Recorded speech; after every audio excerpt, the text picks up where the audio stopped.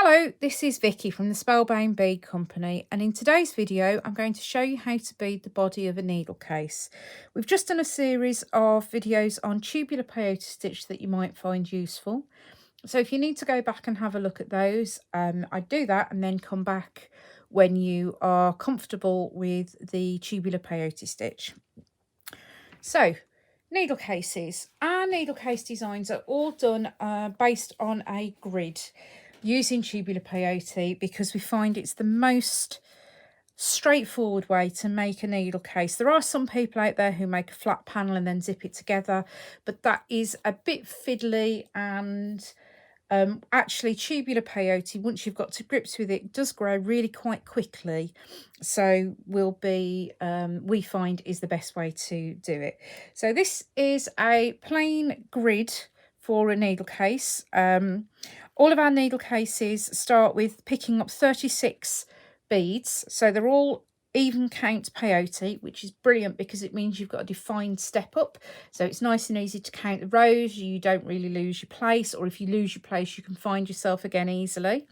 So this is the plain grid here, and you can see there is a red line running from the start of the needle case all the way up and around the grid, and it actually runs down at the bottom here too, and that is your step up. So that is the first bead of every round of tubular peyote. So we've got it on this grid here showing with the stripe of green beads for the step up. So if you followed this grid as it's written, you'd end up with a white background with just a green stripe, and you would see that the green stripe actually spirals around the body of the needle case. So in essence, if you cut your beadwork, your pattern down, let's just fold this side over here like this and fold this round. So should have been a bit more blue Peter. I should have had one prepared earlier. What you can see is that stripe runs around in a diagonal stripe all the way up to the top of the needle case. So you can see exactly where you're going with that. The first bead of every row would be green, and it would be nice and straightforward, but it's a little bit dull. There's an awful lot of plain beads on there, so we've gone for a 3-stripe version that we're going to be using to demo this video. The grid will be available as a download on the website. So if you have a look here, you can see that we start with this row of beads. I'm just going to put it at an angle so I can get it all on the camera, from 1 to 36. And that's the first, as with all peyote stitch, when you start, you pick up the first 2 rows of beads. So all of the even numbered beads are 1 row, all of the odd numbered beads are a 2nd row, and we're just going to pick them up as it goes across, so that we're going to start with a single green, 2 white, 2 blue, and then 2, 4, 6, 8, 10, 12, 14, 16, 18, 20, 22, 24, 26 white, 2 orange, 2 white, and a green. Oh, sorry, it slipped off the shot. So 26 white, 2 orange, 2 white, and a green. So we're going to start with that. So I've got a size 10 needle, and I've got it threaded with about a wingspan, a comfortable length of Nymo. You don't want to work with massive lengths of thread, because once we get started, we're actually going to be working around the needle case tube, and then you're going to start getting tangled and it will become incredibly frustrating. I'm also working with matte beads here because they show up better on the camera than the shiny beads, and the way they're made, they're a little bit rougher than the shiny delicas are because they tumble them to make them matte, so they can also be a little bit rougher on your thread, which is why it's better to work with a slightly shorter length, because it means that before your thread starts to wear out, you'll have replaced it with a new piece, which helps the overall integrity of the beading. It means you're less likely to have anything break or wear in the future. So let's get started. We're going to start with a green, 2 white, oops, two turquoise, and then 26 white. So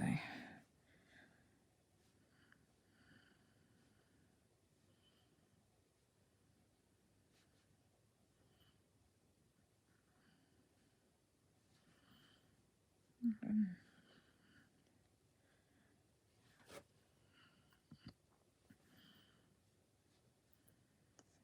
18, 20. So 26 white. Then we had 2 orange, 2 white, and a final green. So now what we're going to do is we're going to bring all those beads down so that they're sitting by the keeper bead. And I'm just going to go through that green bead, the first bead we put on, the one that's numbered 1 on the grid, a second time to pull all the beads round into a circle. Now, quite handily for me, a needle case is round of beads, just fits over the tip of my finger. So it's quite comfortable to sit and hold it like this. And if we just pop that down and look at the grid again, what you will see, if I hold it a bit closer, is that the colour of the bead that we're coming out of is the colour of the bead we're adding next on the row. So here I'm coming out of a green bead. I'm going to add another green. Then I'm going to go into a white and add a white, into a blue, add a blue, into a white, and add lots of white, then into an orange, add an orange, into a white, add a white. Okay, so that will follow all the way round. So it's, once you've got into the rhythm with this pattern, you're probably not going to need to refer to the chart apart from to work out how many rows you're going to do. But we'll get on to counting rows in a few moments. So this is rows 1 and 2. So we're going to start by adding row 3. And that starts with, as every row will start with, a single green bead. So there we go. So we're going to hold that, just hold the tail of the work just between your fingers, just to keep the tension. You don't want it to be super tight, but you don't want anything to move around. Ideally, you don't want any gaps between the beads, because if you've got a gap, then you could find that you're going to put the bead in the wrong place, which will throw you out, and then that's when you start to get frustrated. So just hold it so there's no gaps in the beadwork. If we pull the keeper bead up reasonably tight, then that will help. So coming out of a green, I'm going to pick up a green, go miss one and go into the next white. There, whoops, just got it caught. And I do apologise, because this is one of those ones where the first couple of rows my thumb is pretty much going to be in the way most of the time. So there we go. So we're coming out of a white, so we'll pick up a white, skip one and go through the next one.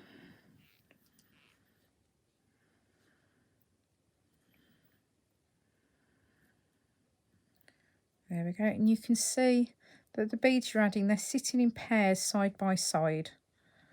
So we'll pick up a blue, miss one and go through one.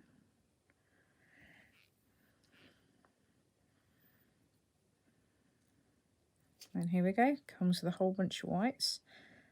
So go through. And ideally, to keep your tension even, you should complete every stitch before you make the next. I know this is a little bit tedious to do, but it does make for a much more even tension on your overall work. I am sure that if you go back and watch any of the other videos I've done, you'll go, but Vicky, that's not what you're doing. And that's because I'm lazy. So in this case, when you're just getting started, do as I say, not as I do. Because you will get a much better overall finish. I've been beading for quite a long time now, and I find that I can control my tension reasonably well. It does tend to a little bit to the tight side, but if you make sure that you're consistent with the way that you work your stitches, you'll find that your tension is consistent across pretty much the whole of your work, and then you won't end up with ripples or bumps or gaps where you don't want them to be. And it also means that you can, once you're practiced, you can adjust your tension for different things, because obviously for a needle case we need it to be reasonably firm. We want the work to be quite firm, but you may find that if you're doing you can do tubular peyote ropes if you use a smaller diameter, so you use fewer beads, pick fewer beads up when you start, that you want a slightly softer tension so that you'll get a nice drape to the rope. It's not something I'm very good at. My ropes tend to stand up on their own slightly in peyote stitch, so I would choose a different stitch where I can make it a bit more even, but that's just me rambling slightly. So here we go, we'll go through this white bead there, and then we are coming out of a white bead, so we're going to pick up a white and go through the orange there, and then we're going to pick up an orange and go through the white, and then pick up a white and go through the green. Now this is where you have to pay attention to what you're doing. So I'll come a bit nearer the camera, in focus ish. So we're going to add the bead sitting next to this white bead. Now your instinct is to go, oh, this bead's sticking up, we'll go through this one, but that is incorrect. You need to finish off by going through the final bead of the previous row, which is the bead that's marked number 36 on your grid, and then completing your step up into the first bead of the row that you've just added. Okay, so there we go. So that's our first 3 rows of peyote stitch there. So we've got 1, 2, 3, you can count them across. And if you need to see where you are on the pattern, your keeper bead with your tail thread is always going to come out of bead number 1 on your work. So that bead is always going to be this bead here.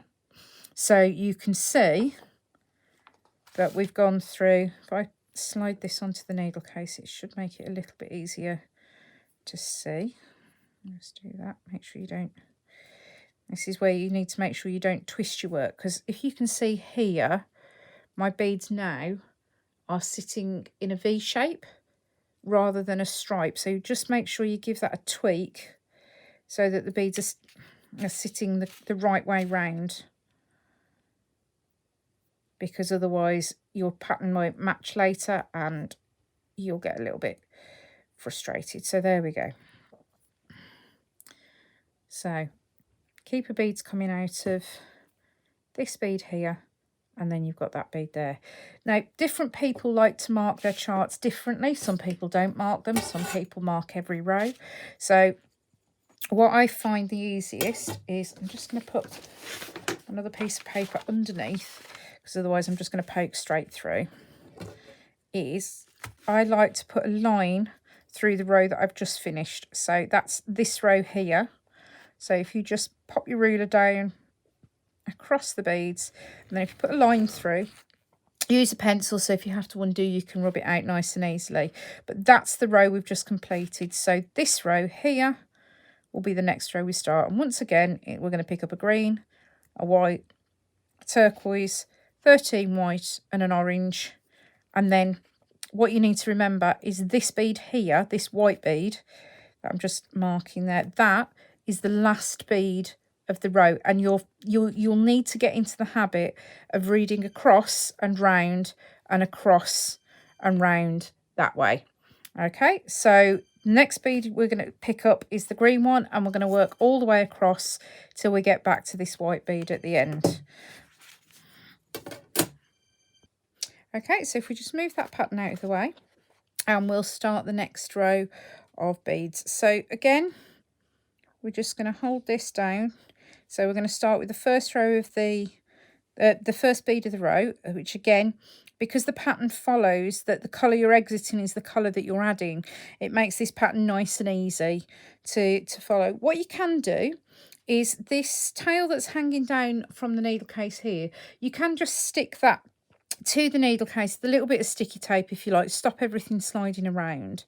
But I prefer not to, because sometimes it's easier to just move your beadwork around rather than the needle case. So the thing you need to bear in mind when you're doing this is just to make sure that you don't get your thread caught around your needle case. So you just need to figure out what technique is going to work best for you. I try and keep the needle and thread on the top side of the needle case, if you like, so that it's not coming round underneath, because if it does get caught, you're going to end up with a big loop that you're either going to have to stitch in, or you're going to have to undo your work or pull your thread through, which is possible if you catch it reasonably early. But if you get too far up the side of the needle case, then that will make it tricky. So we're just going to continue this pattern all the way around. So now this particular needle case isn't a picture pattern, if you like, so you can spot relatively quickly if you've gone wrong. You know, if the stripe was the wrong colour or it didn't match the previous row, that would be fairly obvious. So just every couple of rows, just take your time and just take a minute and just check that the needle case looks like the graph, like the picture, because you will spot reasonably quickly, hopefully, if you've made a mistake, so that you can fix it and come back to, you know, undo if you need to. Don't forget, if you're marking your grids off with pencil, that if you're undoing, you will just need to rub out the pencil marks so that you know that you're in the right place. So, and just make sure, right there, I've just split the thread as I've gone through it with the needle. So I'll just take the needle off the end of the thread and pull that back, because I've split the thread, that bead is never going to sit correctly in that gap. So if we just undo that and then rethread the needle. There we go. The bead's still on the thread, so we'll go through again.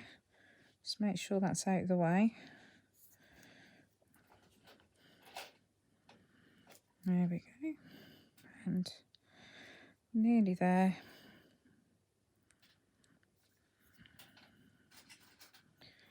So,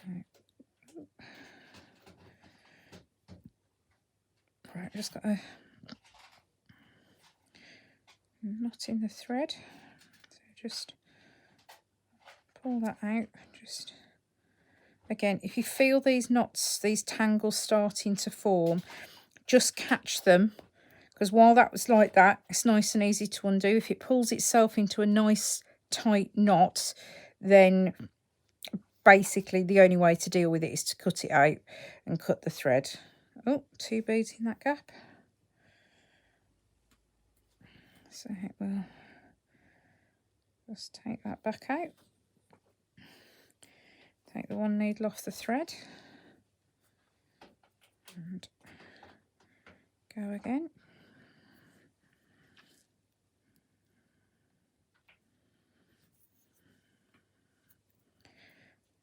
So we're nearly there.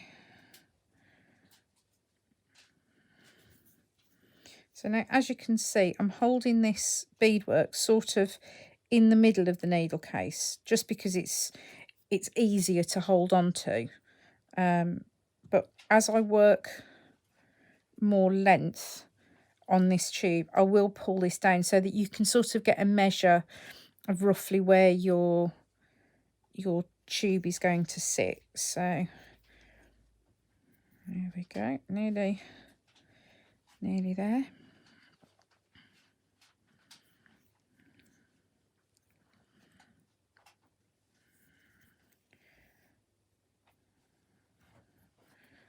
So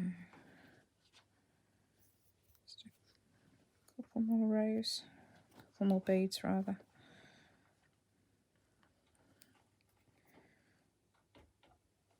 Okay, so now we're at the end of the row. I've got one more bead to put on, and this is where you have to make sure that you put it in the right place. So if I come up towards the camera, hopefully we can get that in focus.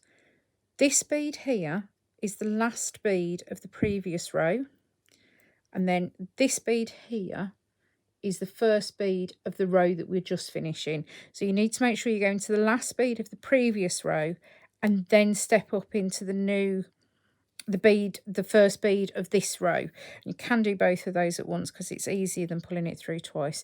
And then you've got another completed row.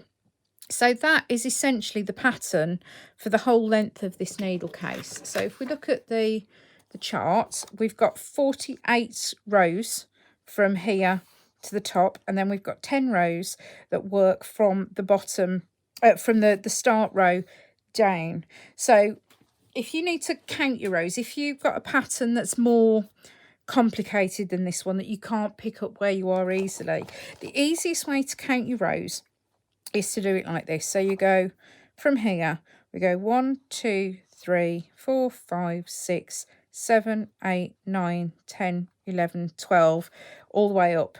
So this is 48 up to the top here. And then because we've got a definite stripe where the step up is, we can count these beads on the stripe as well. But you need to remember that the first bead is the bead that the keeper bead is attached to, where your tail of thread's coming out. So here we've completed 1, 2, 3 rows. I'm just about to start row 4 and work up to the top of the needle case. So every so often, just have a quick check to see how the needle case fits. The tube of beading fits against your needle case. So we've designed the pattern so that it fits the case completely, but as these things sometimes do, you might get one that's slightly longer, slightly shorter. So if you need to, if it's shorter, it's dead straightforward, just stop beading sooner, you know. And you know, if you stop here, if you've only got 40 rows, then stop here.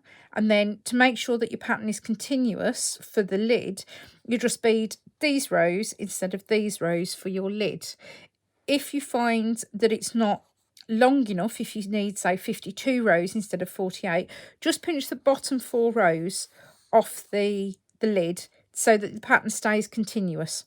So just notice that the step up has moved over slightly, so that bead it's in the right place, but it just doesn't look like it because of the way this pattern's split. So in the next video, what I'm going to do is I'm going to show you how to pick up and do these last 10 rows at the bottom of your needle case, and then I'm going to show you how to do the decreasing. This is the same technique that you'll use for the lid. So you'll start the lid, we generally start the lid at the bottom, because there are so few rows that actually your tension's not going to change particularly, and then we'll decrease again for the top. So we'll show that in the next video, but that should be enough to get you going for now. So we'll see you in 44 rows time.